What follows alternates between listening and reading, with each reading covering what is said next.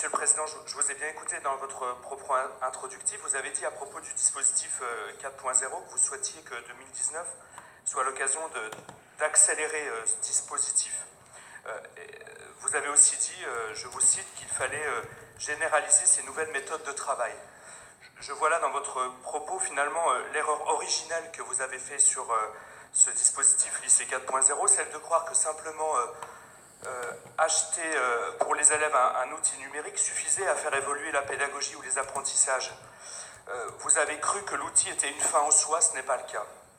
Finalement, aujourd'hui, 18 mois après son commencement, faute d'accompagnement, cette précipitation sur laquelle nous vous avions alerté à de très nombreuses reprises a finalement provoqué l'inverse.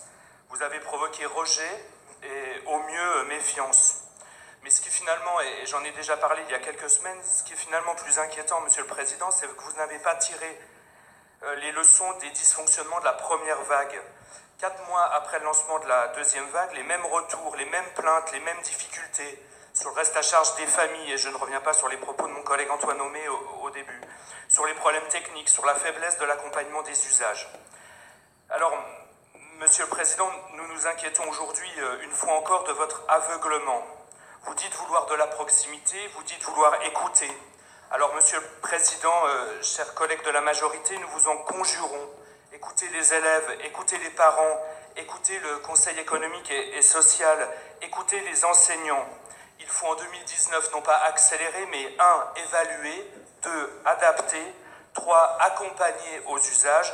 Voilà ce qui devrait être votre priorité en matière éducative pour 2019. Je vous remercie. La parole est à